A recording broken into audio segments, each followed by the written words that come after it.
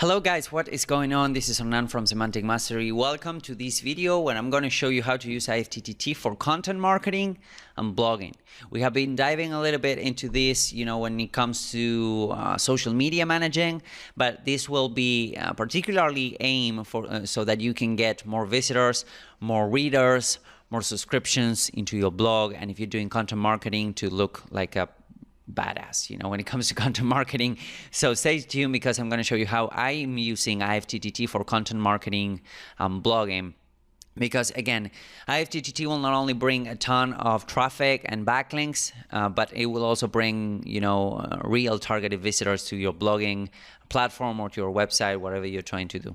So why we're using IFTTT for content marketing, besides the SEO effects, which are, high power links on autopilot, we also want to create a network of links and a network of content so that every piece of content that you put out there gets syndicated out and gets a ton more traction than if you were only posting on your blog over and over and over again. So this usually solves the promotion issues, because if you need, this is kind of as I talk in the podcast section, if you are out there actually writing and blogging and you need to take care of your promotion, you need to take care of sharing social media, etc., it can be quite a gig. Now when it comes to automating the promotion, you only need to create great content. That's pretty much all your main job, because your promotion will be pretty much handed, at least when it comes to social media promotions.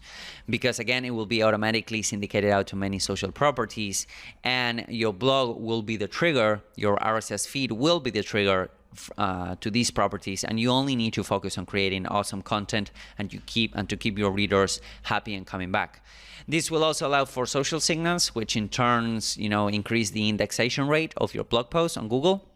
And you have a quality tier 1 that you can then build backlinks to. But if we are focusing strictly on content marketing, the main benefit is that you only need to take care of your content, not your promotion, with this strategy.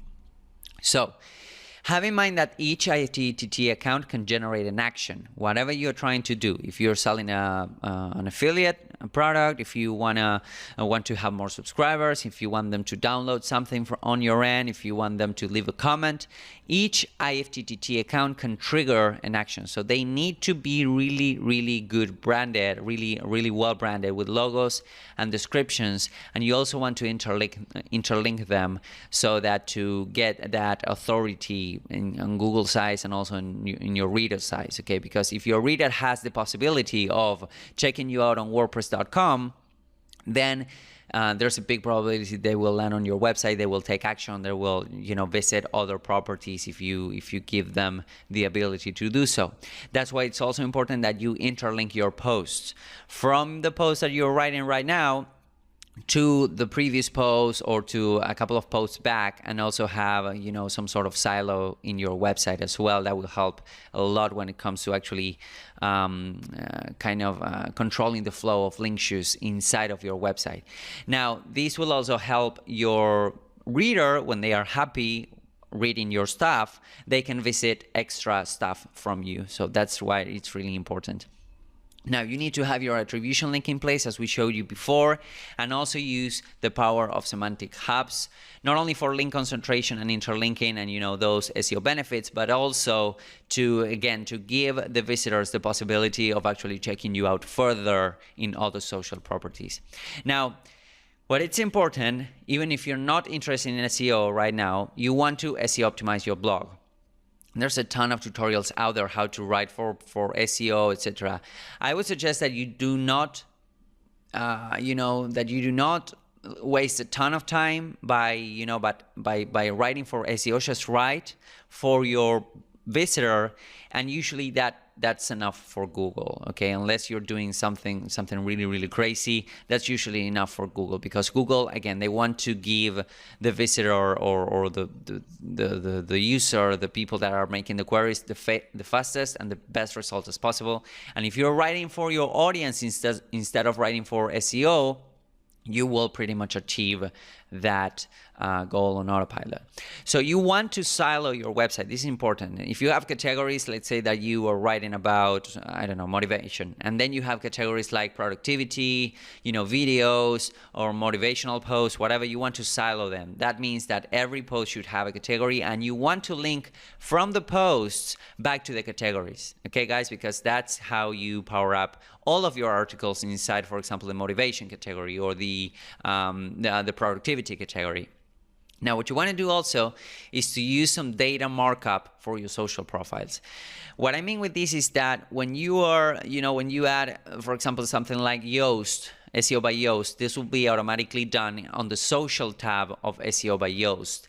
And by using data markup for your social profiles, you're also telling Google and the visitor that you have a ton of other properties where you're also sharing content into. That's why we are interlinking the different social properties. And what's interesting about IFTTT is that you can repurpose your content from different networks and different social media properties. And I'm going to show you how in a minute. And have in mind, guys, that your blog is not alone anymore. What do I mean with that? Is that you need to publish your blog post when it's ready. And by ready, I mean when you have tweaked it, when you have links, when you have social media, when you have rich media in it, like videos, images, etc., when you're ready to publish it. Because if you go back to that particular blog post and you make additions to that blog post, those additions will not be reflected on the syndication network. So it's really important that you understand that your blog is not alone anymore. If you want some more control, you can leave some properties out of the IFTTT network and post to them on manually, okay? But just have in mind that you need to publish when ready.